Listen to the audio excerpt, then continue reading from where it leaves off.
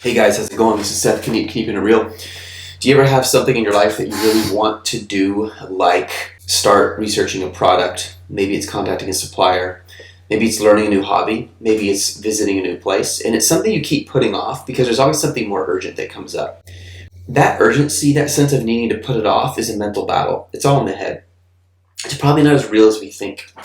Usually we have this mentality that we don't have time to do the things that we really want to do because we're in this pattern of doing other things either that are more urgent feeling or because we're in this habit of just putting off the things that we would really love to do because we feel like everything else has to stop. A question I encourage you to ask is, what would the 5-year older self of you thank you for, and what would it call you out for? What would you want your older self to say, 2 or even just 3 years down the road, hey Bob or hey Susan or whoever, this is what I wish you would have done, or this is what you should be doing. And I ask myself that question a lot when I have to make a big decision. In fact, we were about to bring on a new member of our team, and this person was super excited about working with us, but it meant leaving a very comfortable corporate job with benefits and all that comes with, and working for a startup company that's growing crazy fast.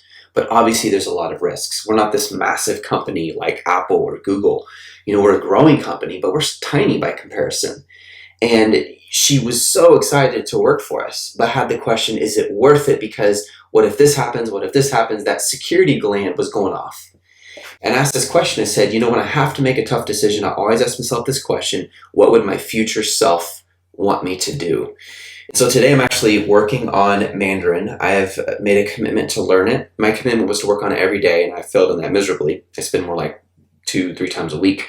But I am sitting here, and I got up this morning, I sat down, and there were emails I needed to check. There was stuff I needed to work on for a product research from products that we looked at in Iwu. And I had this sense of, I need to do that first. I thought, wait a minute, I keep putting off learning Mandarin. Why not do that first? And I'm telling you, this works. The first things you do are the things that will matter the most to you 5 years down the road. You're going to be so happy. And then there's a sense of fulfillment. And what's funny? The hardest part is just getting started. It's just beginning. Once you begin and get into it, it's funny. The mind makes up all these excuses not to do it. That's why I keep saying it's all in the head. It's all up here. It is all up here. But once you get through those, call them out. They're BS excuses, and just start. It's amazing. So I'm sitting here working on my Chinese, and I'm telling you, some of these letters are so difficult, but I'm working on it. I actually have written out my own English transliterations of them so I can understand how they sound and compare it to an English word, because there are 1, 2, 3, 4, 5, 6, 7, 8, 9, 10, 11, 12, 13, 14, I mean a ton of letters and sounds in the Chinese language as compared to English. It's crazy. But I'll just share some of them with you. For those of you guys who speak Mandarin, don't laugh at me. Here are the sounds that I've been working on. B, P, M, F, D, T, N, L, G, K, K. K is very hard because I keep pushing from my stomach. And my tutor, who lives in China, she's teaching me Chinese, tells me you're not supposed to push from your stomach when you do the H. Ji. And now it gets harder, because check out, each of these sounds is supposed to be different, but some of them sound so similar. Ji, Zi, Ju, Ju, Shu, Z, Z, Z, I, U. And that is not even a third of the sounds. You know what I love about this? It's not just that I'm learning a language so I can communicate with Chinese suppliers fluently, which is my goal. That's what I'm going to do. And I'm also going back to China, most likely in June. I want to be able to at least speak some conversational Chinese by the time I get there.